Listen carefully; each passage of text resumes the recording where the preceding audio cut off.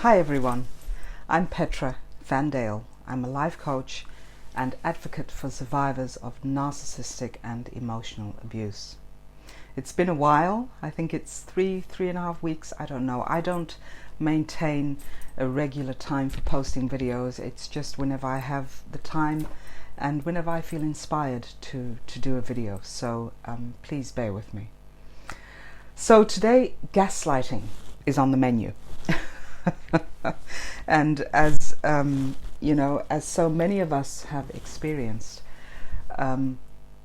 gaslighting is something that it's very insidious. It's insidious abuse. Gaslighting is designed to make you doubt your own perception, your thoughts, your feelings, your emotions, and it is done very deliberately by the narcissistic or toxic person in your life. Now, gaslighting will always start off very, it will seem harmless, it will seem very innocent. It could be something as simple as, say you set a date with the toxic person, with the narcissist in your life, and you have arranged to meet each other at 3 o'clock on Monday afternoon, and you've set a place to meet each other. You go there and the toxic person hasn't shown up. They're not there.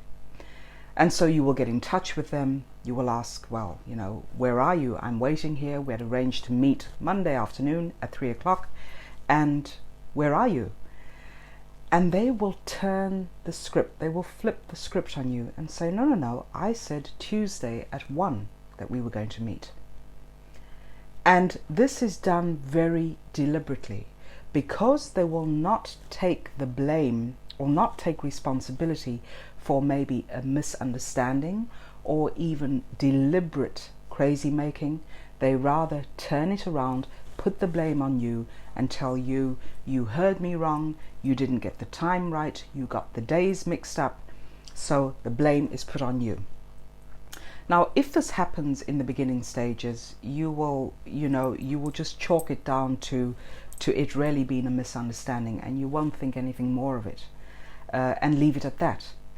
But when a pattern starts to form, this is what usually happens. It starts off very innocent looking, very harmless looking, and then gaslighting will turn into huge fabrications.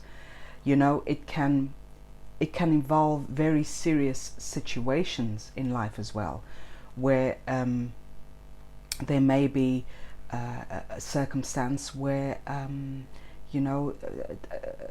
narcissist may fabricate about an illness that they have, or very, I can't think of an example right now, but very serious situations, and they will pose it in such a way that it will make it seem as if you yourself are fabricating things, that you yourself are making up things.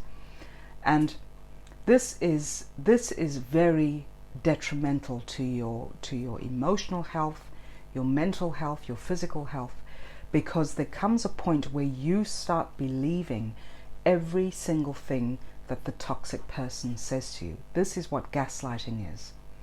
So, to give an example, one of the narcissists, one of the toxic people who was long time ago in my life, once upon a time, it seems like years ago, it may be very recent, 4 or 5 years ago, but it seems really like a lifetime ago, where I had signed up to do a course, and the narcissist that I was involved with had a habit of wanting to know who I was hanging out with, who I was talking to, who my friends were, what my plans were for the weekend, for example.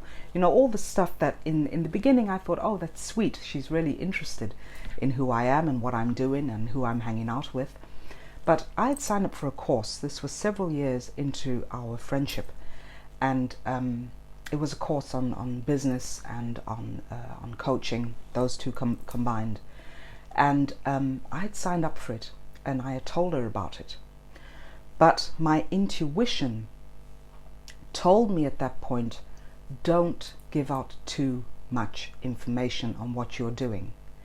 And this didn't just come about. This was something, you know, with all the stuff that had been going on in that toxic relationship, had led up to this very moment in time when I signed up for this course. All the little things that had happened that gave me a very icky feeling came to this point where I thought, some things I need to keep private, I need to keep for myself, because this is my process that I'm going through with, it happened to be with my line of work and with business at that point in time. So I went ahead and I did the course, and she kept on sort of very subtly dropping hints, asking questions about the course, asked me to share my insights, asked me to share whatever they had spoken of in the course. And again, I didn't want to share too much. And she kept on pushing for me to share things with her. And I couldn't put my finger on it. I didn't want to share that much information. So I would sort of go about it in a very roundabout way, not wanting to hurt her feelings, but also not wanting to share this very personal side of me. So I just sort of brushed it aside and tried not to pay too much attention, until one evening I was sitting at home, and I had my phone in my hand. I opened the phone. There was a message that came through. So I opened the phone, and there was an email. Clicked on the email, and I opened it, and there I saw a picture of myself in the setting where I'd been following this course. A picture had been taken and put on this trainer's website, and the toxic person had taken that picture, copied it, and sent it to me through email, and said, look what I found. And you know, it might sound, someone who has never been through narcissistic abuse, this might sound crazy what I'm saying, but it was like someone had stabbed me. That's the feeling I got. I noticed that I went into a light panic. I was having anxiety. I was shaking, and I thought, why would you send me this picture of myself in this course? So that is how I responded. I said, oh, thank you for sending the picture, but why? Where did you get this picture from? And she replied with, I have my contacts. And that triggered me. That triggered me. So because of all the frustration that had been building up over all these years, it came bubbling out through my hands and onto the email. So I said to her, are you stalking me? Why are you so interested in what I am doing? Why do you want to know and analyze every single part of me? Why do you keep asking these questions? What's up with this picture? Why are you sending it to me? I was very frustrated. I was very hurt that I wanted to keep certain things to myself, but that she was probing too much. So needless to say, I got a ton load. I was going to say shitload. There, I've said it. I got all of this thrown onto me, that I was being paranoid, that I was seen into something that really wasn't there. I was making more of this situation that really wasn't there. These were my own thoughts, she said, and you need to analyze your own thoughts and stop dumping them on me. How dare you accuse me of stalking you? How dare you accuse me of following you and wanting to know all these things about you? How dare you? So you know, these emails went back and forth, and every time I got a reply from her, she just seemed to build on that blame game. So it got to the point where I thought, what the hell is going on here? It just, you know, it made me feel uncomfortable, and I voiced that to her. I voiced my opinion. I said, this makes me feel very uncomfortable, what you have done. I don't like what you're doing. I can't really explain it. I just know that it makes me feel terrible, really. And she completely denied my experience in that situation. So this is also what gaslighting is: denying the target's experience or perspective of a certain situation. So this is, this is done. Gaslighting is done to make you feel crazy, to make you look like someone who is blowing everything out of proportion. Excuse me, I stuttered there. This makes you look as if you are blowing things totally out of proportion. And so I got those doubts. I thought, maybe I am reading too much into this. Maybe it was just a friendly gesture. As she has said, it was just a friendly gesture to send you this picture of yourself in this training. But it did not feel like a friendly gesture. It felt like stalking. It felt like my life was being analyzed, was being scrutinized, and I did not like that feeling. So this is what gaslighting will do to you, is that the narcissist will never take responsibility for making you feel a certain way, even if you have expressed those feelings to them. They will not take responsibility in that. They will not say, look, maybe, I can understand your side, your perspective of things. I can see where this feeling is coming from. I don't like that you have attacked me on this, but I do understand it. That is a very natural and very normal way of responding to someone else's emotions and feelings. But gaslighting is designed to make you feel crazy, and it's also designed to allow the narcissist to have control over your life and certain situations in your life, and over your thoughts and over your emotions. So you will be in a constant state of doubt, doubting yourself, thinking maybe I should rephrase it, even going about apologizing, which is what I also did when I received this email that I just talked about. I took a step back and I read through all the emails that I had sent again and her responses, and I thought, oh, she might have a point. So I apologized to her. I said, look, I'm sorry, this is just my perspective. I'm sorry if I offended you. I'm sorry if I accused you of certain things. I'm terribly sorry. How can I make it up to you?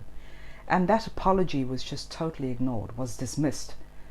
And she went about correcting me as a parent would do to a child, just correcting. And this felt so... it just felt very ugly. I felt very uncomfortable. But again, this is what gaslighting does to you. And when you voice your opinions, when you express your feelings in these situations, then you will be called over. The toxic person will say to you, you're overreacting, you're too sensitive, you are believing your own thoughts without analyzing them, and you're dumping your thoughts on me. Stop projecting. That's another thing that they love saying. I know this toxic person that I was just talking about. She loved to say, stop projecting your inner world onto me, when in fact, that is what she was doing. And now I get it. I'm so grateful that I have kept all those emails, because when I allow myself once every 6, 7 or 8 months to read through those emails again, and it just makes more sense, because now I can actually see how I was being abused through email as well. And it just puts everything into perspective, because whatever they put onto you and say that you are doing is really what they are doing. So it's a combination of gaslighting and projection. It's denying, gaslighting is denying your feelings, is denying your right as a human being, is denying your experience, it's denying every single thing about you. And it can drive you to the point of insanity, where you feel that that they are right in what they're saying, that they know best. So you lose a sense of self. You just feel that you are out here isolated, that no one gets you, that the person who is supposed to love you, the narcissist, who is supposed to cherish you, that they are not doing this. You are just left all on your own-some. And this is a very dangerous state to be in. So that is why, it is so important to apply self-compassion in these circumstances. And one of those self-compassion tips that I would like to share with you is do not allow yourself to be isolated completely, which is what the narcissist does through gaslighting. Because gaslighting is also telling you your family's no good, your friends are no good, no one has your best interests at heart. So this is something that you will also start to believe, and this causes you to then isolate from the rest of your family, from your friends. And this is exactly where the narcissist wants you. They want you isolated on your own so that they have you all to themselves, and that they can turn up the heat on the gaslighting, on the projection, on all the other abuse that they apply in your relationship. So maintain a state of independence. It is so important to have that sense of self, and I realize that very many of you who have been through decennia of abuse lose total touch. You lose touch of reality, you lose that sense of self, and so it is then very difficult to maintain a state of independence. But if you can, if you have, for example, a kind neighbor, someone who is willing to listen to you, someone who's willing to go to the supermarket with you, or just hang out, have a coffee together for half an hour, on a Saturday morning. That is so important, that you do not lose touch of human connection. Human connection is so important. Oftentimes we are told to be self-reliant, but I don't completely agree with that, because I believe in human connection, and not human connection with just any old body, with the narcissist, but real human connection where someone listens to you, where you can listen to them, where there is a healthy interaction. Because when you maintain that, the connection between two humans or more humans through, for example, a support group as well, that is when you can also maintain your sense of reality. That is so important. So that is a very important piece of advice that I would like to leave you with, is try and maintain healthy relationships. Try and step away from the situation instead of getting involved in the gaslighting tactics of the narcissist. Try and step back from the situation and simply observe what's going on. Because when you observe, that's when you are able to sort of steer clear of the fog. But again, when you have been in this situation for years on end, then it is very difficult to clear that fog. So that is where coaching comes in. That's where therapy comes in. That's where connecting with others comes in. Another thing is to document. Another piece of advice that I would like to give you is to document everything. When the narcissist gaslights you, it is so easy to fall into that trap. So write it down. When you have a moment to yourself, write down the situation, or just jot it down with a few words, so that when you read back, you can see that you are not the crazy one. That this is, excuse me, a tactic that is being implemented to make you feel crazy. Document every single thing. Even if it's not to use at a later date, so say for example you are going through the court system, it might not just be for using in that court system when you're going through a court case, but it can also be to maintain your own sanity. When you have disengaged from the relationship, it's very important to be able to read back and assure yourself that you were not the crazy one. Stop blaming yourself. And I realize that's a very easy thing to say, but I know that it is also a very loving process to go through, as I have also been through myself, is that all targets tend to blame themselves for the breakdown of the relationship, for not trusting the narcissist more, for not understanding them more, for not loving them more. We take on all that blame, and blaming yourself for something that you have no control over is self-abusive. So stop doing that. Stop blaming yourself. look at the situation with the help of a support group, for example, with the help of a good friend. You know, if you are fortunate enough to have good people, healthy people in your life, allow yourself to see yourself through their eyes, because they are also looking at your whole situation in a very objective fashion. And that also helps to remove the self-blaming. Another, or the final tip on that, is to disengage. And I think I just mentioned that. Disengage from this crazy making. When you find, you know, especially when you become aware of what the narcissist is in fact doing to you, is that you can name the different tactics that they use, whether that is hoovering, whether it's projection, whether it is gaslighting.